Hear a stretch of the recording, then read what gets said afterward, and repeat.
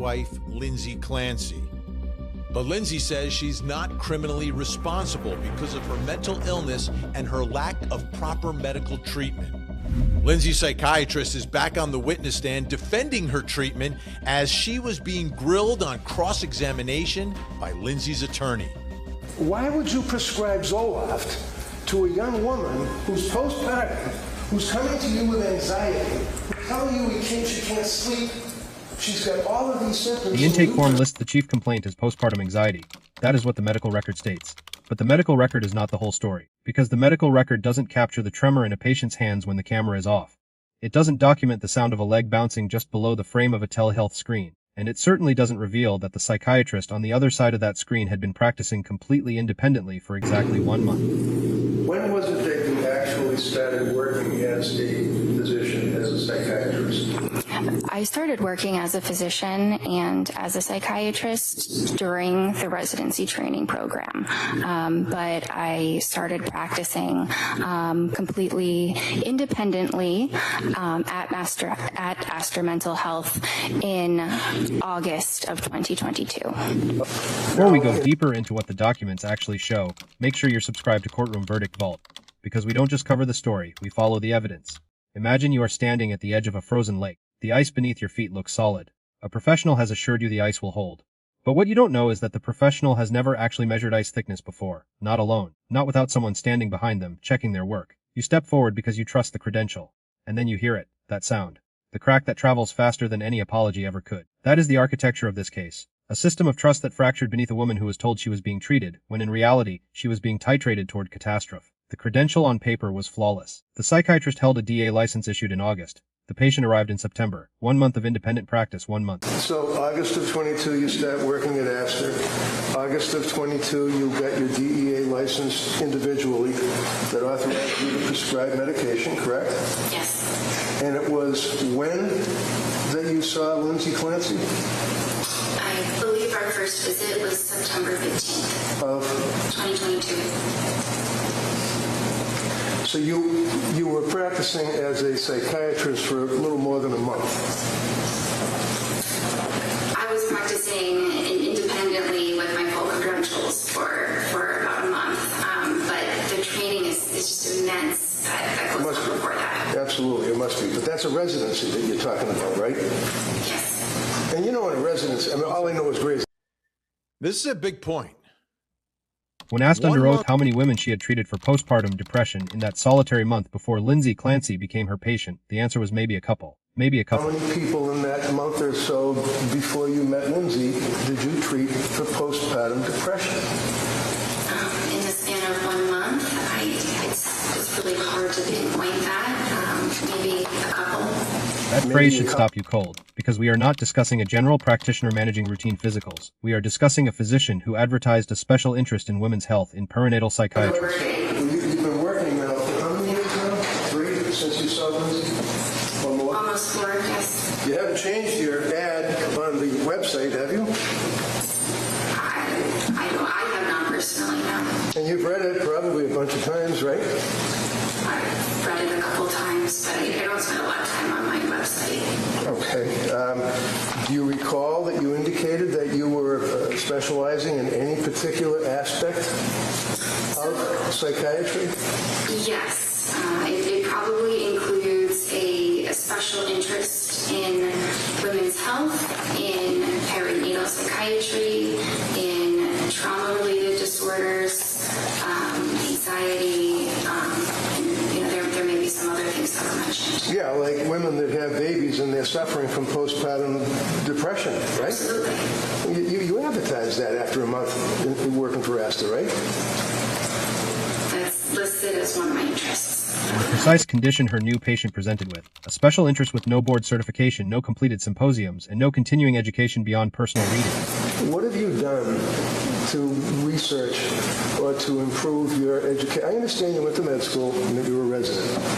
What programs, continuing education, symposiums have you attended since you got the ability to prescribe these medicines to people? I have not attended a symposium. Have you attended anything? I have not, but I have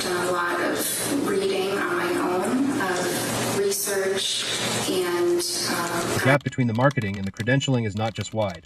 It is the exact distance between standard of care and medical negligence. The defense attorney methodically walked her through the pharmacology, Zoloft, and SSRI, prescribed to a postpartum woman whose primary complaint included the words, "I can't sleep." Now, when you were going over the symptomology or when you were going over the side effects of Zoloft, one of the side effects of Zoloft is, and I quote, severe trouble sleeping, right? yes. Did you tell her that? Well, insomnia is listed as a side effect. No. You already said yes. You know it. Did you tell her that Zoloft has a side effect of giving the patient severe trouble sleeping? That's all.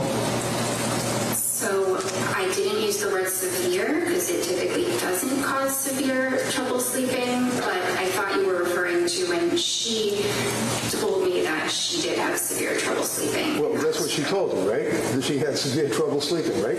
She told me. Yes. And you know that one of the side effects of Zoloft is, let's say, trouble sleeping. You know that, right? Your answer is yes. The jury has to be able to hear you. Yes.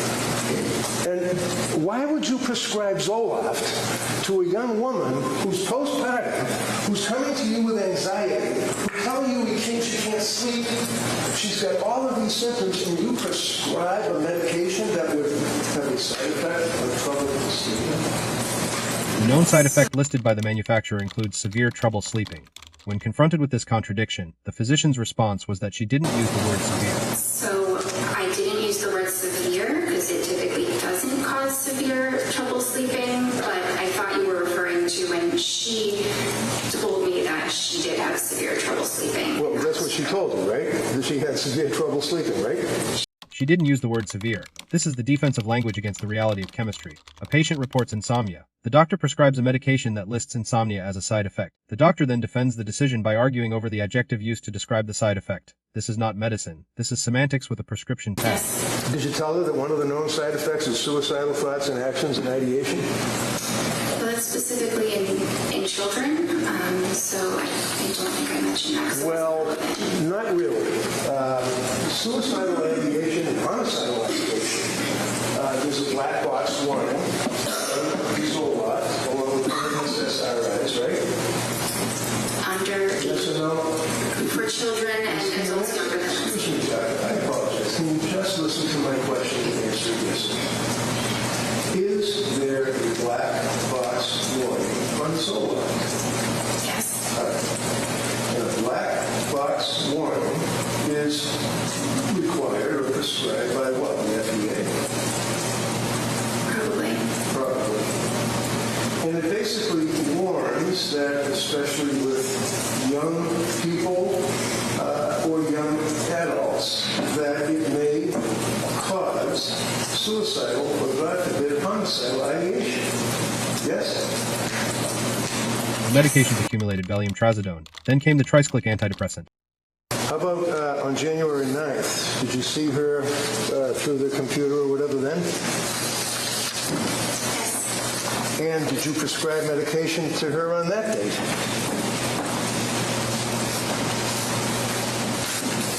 Yes. And was that diazepam? Yes. 14 count, 1 milligram? No, I'm sorry. 14 count, 5 milligram. That sounds right. Okay. Did you also, on January 12th, 3 days after January 9th meeting, prescribe additional medication to her? I'm not sure. I don't have a record from January 12th. Do you recall on January 12th that, in fact, you prescribed trazodone 150 milligrams, 30 count? Yes. 3 days later, or a couple of days later, January 16th, do you recall prescribing amitriptyline? Yes. What is amitriptyline? Tricyclic antidepressant. What does a tricyclic antidepressant mean? Well, it's an older antidepressant. It's called tricyclic because it has 3 rings. If you look at the chemical itself, like a tricycle,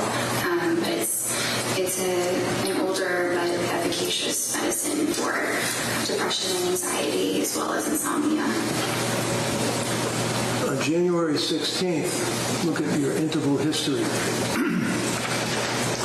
She indicated to you that her mood was very low, no motivation? Yes. Numb? Yes. Able to force herself out of bed, taking care of basics, eating, concentration fine, caring for baby, bonding feels forced. Is that what she told you? Yes. Through the computer, right? What did that tell you? Were you concerned about this woman postpartum well within the year from the CDC at that point with these symptoms that she's telling you about? I was concerned that she's depressed. And in all of the times that you spoke to her, you'd agree with me that she appeared to be honest and forthright, telling you what she felt, right? That's what I thought she was, yes. Do you have any reason to think that she was lying to you? No. The older drug with 3 chemical rings, amitriptyline. The dose was increased on January 23rd. The very next day, 3 children were dead. The defense asked the question that now hangs over this entire proceeding. But you increased the amitriptyline. Yes. And that pushed her over the edge, didn't it? I don't think so. That pushed her over the edge, didn't it? The psychiatrist answered, I don't think so. She doesn't think so. She doesn't think so. But thinking so and knowing so are separated by the same professional distance that separates a residency from independent practice. 14 appointments, every single one conducted through a screen. The first time this physician ever saw her patient in person was inside the courtroom. Telemedicine. Telemedicine. Is it fair to say that after, what is it, 14, you said to the jury, 14 appointments that you had with Lindsay during that period from September till January? 14 appointments? Yes. Every single one of them were by telemedicine, weren't they? Yes. Until you came in this courtroom Friday, you never saw this woman in person, did you? Correct. She could not see the hands wringing. She could not see the legs shaking. She could not offer a hug. She could not perform the objective clinical observation that medical training insists is fundamental. Absolutely. She was crying. She told you symptoms that she couldn't get out of bed. Isn't that right? At one time she said it was difficult to get out of bed. Oh, difficult to get out. Why was it difficult for Lindsay Clancy to get out of bed? She was very depressed. And did you give her a hug? Oh, no, you're on telemedicine, so you couldn't give her a hug, could you? You didn't have any chance to even look at her in person, did you?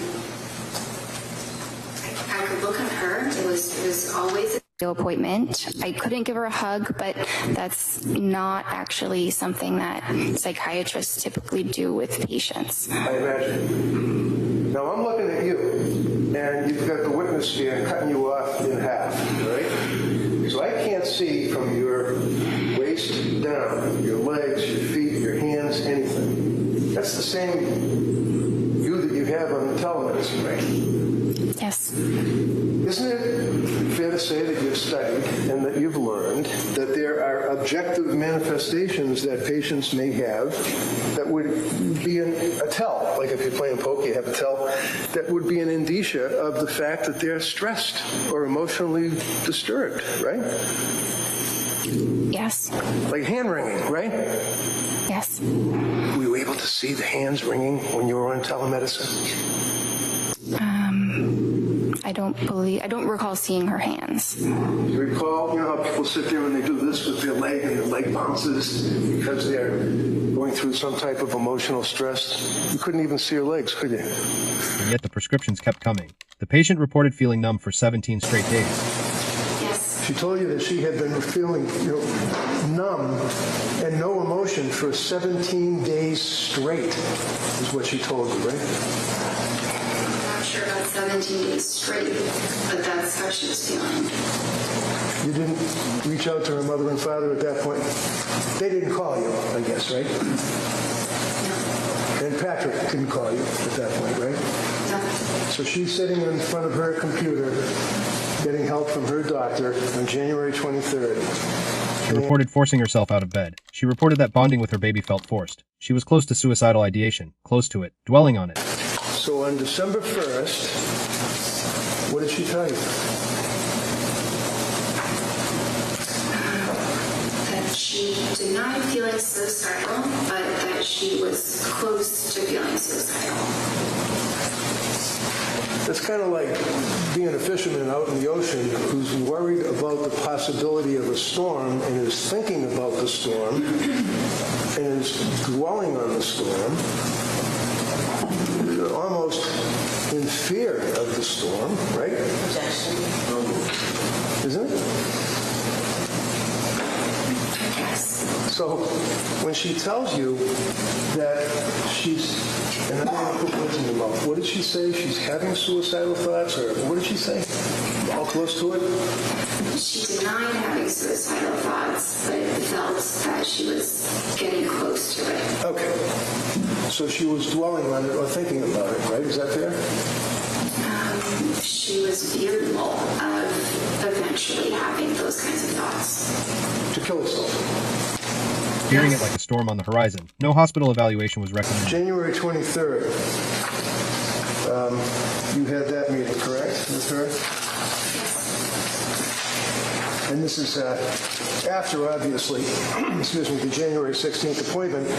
And in the January 16th appointment, she told you that her mood was very low, and that's the worst that she ever reported her mood to you. Isn't that right? On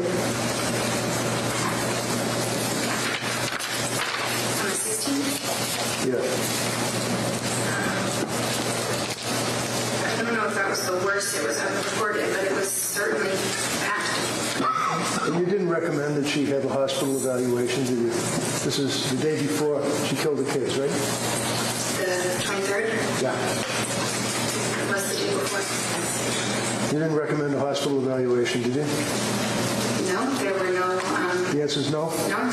No family members were contacted, and when the patient called a suicide hotline twice and was turned away, the psychiatrist never knew. Did you ask her anything? Did you beat around the bush maybe? You asked her anything about suicide hotlines? I don't think I asked her about suicide hotlines. Would it surprise you to know that she called a suicide hotline? She never asked, because the question was never documented, because the medical record that is supposed to be the narrative of care contains silences where warnings should have been. Here is the question that reframes this entire tragedy as the thriller it truly is. What happens when the only person standing between a patient and oblivion is someone whose confidence vastly exceeds their experience? And the system that licensed them has no mechanism to admit that distinction until the bodies are already counted. The moral refrain that echoes through every exhibit, every exchange, every missed signal in this case is simply this. She was never seen, she was never seen. 14 appointments and she was never seen. She was never seen. The jury now faces an impossible calculation. Does accountability rest with the woman who committed the unspeakable act, or does it attach to the physician whose pharmaceutical decisions may have chemically dismantled the last barriers of restraint inside her mind? The defense expert will testify. The prosecution will push back. But the documents are already public. You can read the medical records. You can review the prescription timeline spanning September to January. You can examine the website that advertised expertise earned through residency supervision, not independent mastery. The evidence is not hidden, it is waiting. We've posted the relevant court filings and the DA licensing timeline on our community page. Go there now, read the intake dates, look at the medication escalation, and then answer this single question in the comments. At what precise moment in that 14-week timeline did the standard of care collapse? And more importantly, who was supposed to notice? If you believe that medical accountability demands the same rigorous scrutiny as criminal culpability, then like this video, share it, subscribe to Courtroom Verdict Vault, and turn on notifications. The trial continues, and we will be here following the evidence until the final verdict is read.